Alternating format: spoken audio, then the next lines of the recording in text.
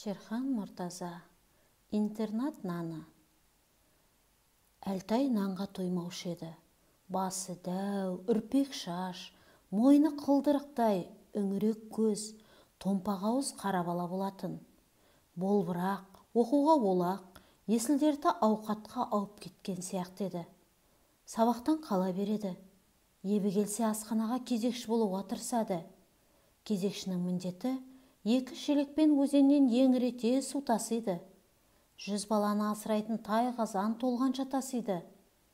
Одан атсаяқ жууға қосымша тағы тасиды. Кезекшіліктің ең ауыры осы. Интернаттың іргесін жалап ағатын өзеннен асханаға құбыр тартуға ол кезде шама келмеді ме, әлде құнт болмады ма, біз қайдан білейік? Әйтеуір ауыр-ауыр 2 шелек буыны бекіп, бұғанасы қатпаған жеткіншектердің 2 иіннен зілдей басып, онсыз да тапал бойды төмен тартар еді. Кезекші су мәселесін шешкен соң, картоп аршуға кіріседі.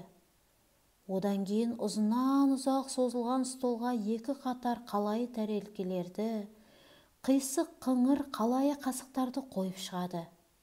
Содан соң барып, әрбір тәрелкенің тұсына тілдей кесілген қара нан қояды. Бұл кезде Әлтайдың қасына тәрбиеші немесе аспаздың өзі ілесіп жүреді. Соның өзінде де Әлтай олардың қырағы көзін ала беріп, бірер кесегін томпақ ауызға бұралақтап ұрып жібереді. Тәрбиеші оның аузына күдіктене қарар еді. Бірақ Әлтай сыр бермейтін. Сірә нанды шайнамай жұтып жіберетін шығар. Түс кезінде мектептен балалар апыр-топыр жарыса оралады. Кітаптарын бөлмеге қояр-қоймас асханаға қарай анталар. Сонда Әлтай оларға кәдімгідей одыраңдап, «Өй, өңшең жалмауыз, топырламай бір-бірлеп кіріңдер!» деп есіктің аузында тұрады. Кезекшілік күні өткен соң Әлтайдың көңілі той тарқағандай құлазып қалады. Интернаттың әшмішкедей нормалы нанын місе тұтпай, қоңқылдап, сабақ біткенше әрең шыдайды. Кейде соңғы сабақтан қашып кетеді. Жол жөнекей драма театрға соғып, қандай спектакль жүретінін, қандай контрамарка болатынын біліп алады. Интернатқа келе сала, ас үйден бір түйір картоп сұрап алып, оны ойып мөр жасайды. Кітаптың қатырма мұқабасын кесіп картопқа сия жағып, мөрді картонға мұқият басады. Сөйтіп әрбір контрамарканы нанға айырбастайды. Театрға барушы талапкерлер табылады. Аш қалуға бейіл, бірақ қобландыны, қыз жібекті көруге құштарлар, Құдайға шүкір бар. Театрдың қызметкерлері ойын соңында контрамарканың соншалықты көбейіп кеткеніне таң қалысады. Нанды қиып театрға барғандар спектакльден қайтып келгенде қарындары ашады. «Ұйықтаған соң қарын ашқан білінбейді», дейді әр нәрседен хабары бар Қарачай Хасболат. «Онда шуылдамай тезірек жатайық», дейді балалар. Балалар ұйқыға кетеді. Бір бөлмеде 10 адам жатады. Бәрі де әскер балалары. Бәрі де ауылдан келген. Облыс орталығында соғыстан соң жаңадан ашылған интернат пансионда жатып оқиды. Майданнан әкесі қайтпағандар, соғыстан ағасы келмегендер, аш қарын ұйқыда, түстерінде ауылдың нарт қызыл таба нанын көріп, тамсанып жатады. Осы кезде Әлтай басын көрпемен жауып алып нан жейді. Біреу естіп қоймасын деп, дымын шығармауға тырысады. Контрамаркаға айырбастап алған нанды тауысқанша ұйқы жоқ. Бір күні Әлтай әшкереленіп қалды.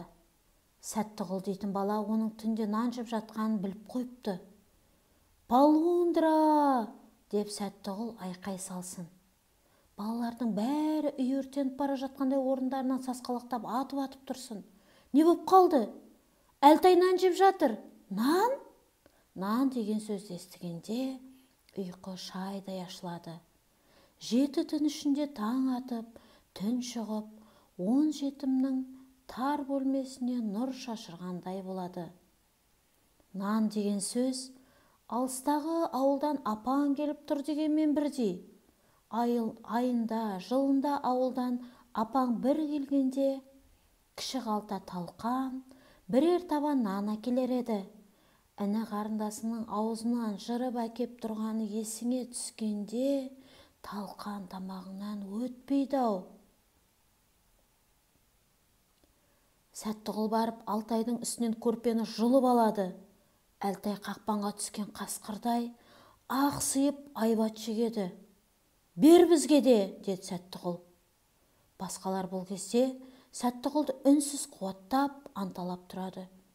Неге берем? Өзімдікі, деп шақ етеді Әлтай. Жоқ, біздікі, дейді Сәттіғұл. Контрамарканы қайтар, сонда берем, дейді Әлтай. Енді қайтер екенсің дегендей. Контрамаркың жалған, сені ол үшін соттау керек. Жалған документ жасаған үшін соттайтын заң бар екенін білмейсің бе? Деді Сәттіғұл. Онда сол контрамаркымен ұдайы неге өзің театрға кіріп жүрсің? Сені де соттау керек. Өлсем жастығымды ала кетермін, деп Әлтай қасарысады. Бірақ өзінің кінәсі басым екенін сезіп, жаси бастайды. Нан қалған жоқ, әйтпесе не көрініпті, беремін ғой. Өле жегенше бөле жегенде бар ғой. Ой, сен мақалдамай шығар бері. Қалған жоқ деуін қарашы. Балалар, шамаданын ашыңдар, деп бұйырды Сәттіғұл. Әлтайдың пәнер тақтайдан шағын чемоданы бар. Аузында жұдырықтай құлып тұрады. Әлтай өз меншігін қорғамақ боп кереуеттің астына ұмтылды. Бірақ еңгезердей Сәттіғұл оны төсектің үстінен атып ұрып, тырп еткізбей, қол-аяғын басып жатады. Атаңа нәлет қодар, дейді Әлтай ышқынып. Босат бұлай. Балалар театрдан қайтқан сайын ондағы ойынды өздері қайталап, біреуі төлеген, біреуі Бекежан болып шыға келетін. Сәттіғұл қодар рөлін ойнаушы еді. Содан да қодар адалып кеткен. Дымыңды шығармай жат, паразит Қарабай, деп масаттанады Сәттіғұл, Әлтайдың дүние қоңыздығын бетіне басып. Құлыптың кілті табылмайды. Оған балалар онша өкіне де қоймайды. Епті біреуі шегемен-ақ аша салады. Перғауынның 1000 жылдық алтын табыты кенеттен табылғандай-ақ, балалар аң-таң болып, ауыздарын ашып, аңырап, біраз тұрып қалады. Чемодан ашылғанда, ішінде тілім-тілім нан, бір қалта бидай талқан, бір қалта қуырған жүгері, бір қалта құрт жайнап жатады. Балалар енді есін жиып, мол тағамға қол сала бергенде, Сәттіғұл айқай салады. Тәртіп сақта! Біз марадер емеспіз, саналы азаматтармыз. Бәрін заңды түрде жасауымыз керек. Біз феодализмнің кәрі қақпасы Қарабайдың малын кәмпескілейміз. Бәріміз теңдей бөліп аламыз, деп тамақты бөліске сала бергенде, есік сарт ашылып, табалдырықта алпамсадай алып адам иығына шинелін желбегеде жамылып, мәз бақпай тұрып қалады. Қалың қастары бірігіп кеткен, көзі оқтаулы мылтықтай, тұла бойы қаһарлы. Бұл не шу? Деп ақырады әлден соң. Неге ұйықтамайсыңдар? Әлтай арыз айта алмас. Өйткені өз кінәсі ашылып қалады. Басқаларда да үн жоқ. Өйткені біреудің шамадан тонауға болмайды. Интернат меңгерушісі қос қолын галифе шалбардың қалтасынан шығармай, қазыналы қара чемоданға шалқақтай қарап қалады. Қалың қарағасын бір жоғары, бір төмен ойнақтатады. Әлден соң, так, Бәрің далаға шық, деп бұйырады. Аулаға шыққан соң, асхананың алдына балаларды қатарға тұрғызады. Смирно, деп бұйырады. Сөйтеді де, асықпастан шалқақтай басып, өз үйіне қарай беттейді. Кетіп қала алмайсың. Түн ортасында тікеңнен тік тұрғызғанда оңай емес. Балалар күңкілдеп, Сәттіқұлды кінәлай бастайды. Сен болмағанда тып-тыныш ұйықтап жататын едік. Мен сендерге жақсылық жасамақ болсам, қарай көр бұларды. Мен емес, анау Қарабай кінәлі, деп Сәттіқұл жабайы қодастың назарын Әлтайға бұрып салады. Әлтай енді бір табын сиырдың ортасына түскен қасқырдай болады. Оның бақытына қарай интернаттың бастығы қақырынып жөткірініп үйінен шығады. Балалар қыбыр етпей, смирно тұрып қалған. Ай сәулесіне қасқа-басы шағылысып, дәу ағай асықпай бір-бір басып таяу келіп: «Қарындарың ашты ма?» дейді. Дәл қазір жаурадыңдар ма деген сұрақ орынды сияқты.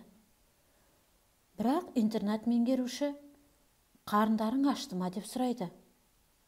Қарным ашты десем, әлдене деп жүреді деп ешкім үн қатпайды.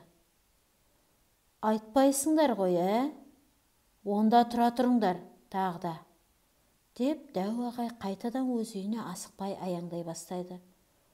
Ағай, тоқтаңыз, деді шыдай алмаған Қасболат күркіреуік дауысымен. Онан соң жолдастарына қарап: «Неге үндемейміз? Айтпаймыз ба тұра бергенше? Қарнымыз ашты, ағай», дейді. Ашты, деп әр жерден бір дауыс дірілдеп шығады. Сонда дәу ағай: «Ашынған қарын тойынар.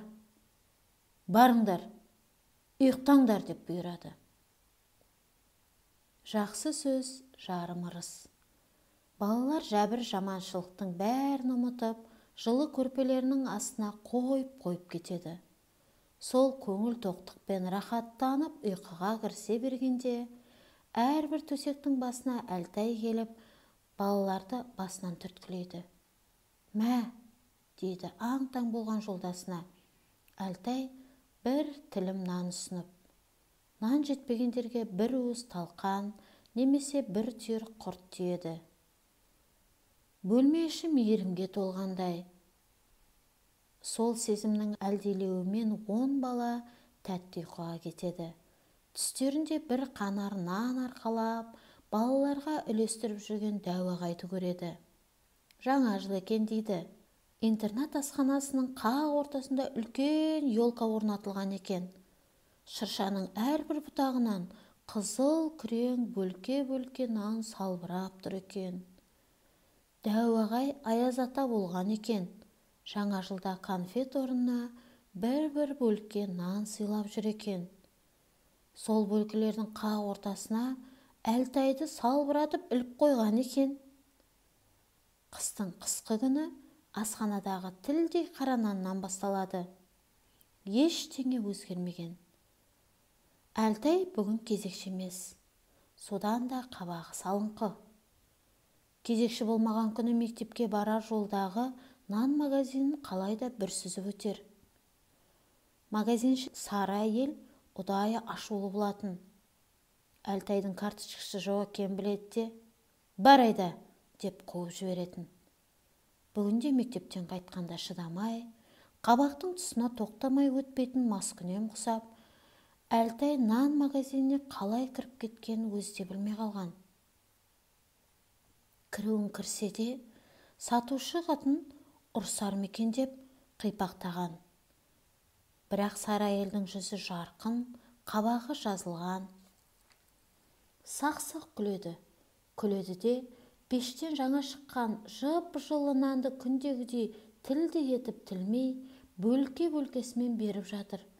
Карточкаға емес, ақшаға беріп жатыр. Магазиннің іші нанға тіреліп тұр. Жарықтықтың иісі жұпардан 100 есе артық. Әлтай интернатқа алып ұшып жетіп, асханаға кірсе, күндегі тілдей тіліктердің орнына жарты бөлкеге жақын дәм қойылған екен. Ал қарындарың тояды енді. Карточка системасы жойылды, нан молайды. Сендерді нан күнімен құттықтаймын, деді интернат меңгерушісі. Бұл 1947 жылдың 16 декабрь еді. Әлтай сонда әлгі нанды жеп тауыса алсайшы, әншейінде бұралақтап ауызға бір ағасайтын асты тауыса алмай тойды да қалды. Мен бұл кезде қызметке баратын жолда Астанадағы ең үлкен нан магазині бар. Ешқандай жұмысым жоқ, тамағым тоқ болса да, әлгі магазинге анда-санда бір кіріп шығамын. Нанның сондағы түрі-ай, қазақтың табан наны дейсің бе, Украинаның қара наны дейсің бе, қалалық ақ бөлкелері дейсің бе, кірпіш нан, дөңгелек нан. Магазиннің іші жып-жылы. Нан иісі ана сүтінің иісіндей. Осы магазиннің тұсынан өткен сайын интернат есіме түседі. Әлтай қазір аудандық оқу бөлімінің бастығы, ғылым кандидаты, Сәттіғұл ірі совхоздың директоры. Мен болсам, жиі ойға қалам. Іргесін боз өзен жалап жататын интернат болмағанда, интернаттың бір тілім қара наны болмағанда, біз осы дәрежеге жетер ме едік? Кім біледі? Нұр жаусын саған, интернаттың наны. Балалық шағы соғыстан кейінгі қиын кезде өткен Шерхан Мұртазаның бұл әңгімесі нан қадірін біліп, бейбіт кезеңді аңсайды. Әлтай сынды баланың дос қадірін түсініп, көпшіл болып өзгеруіне интернат балаларының септігі тиді деп ойлаймын. Бір-бірімізге жанашыр болайық балалар.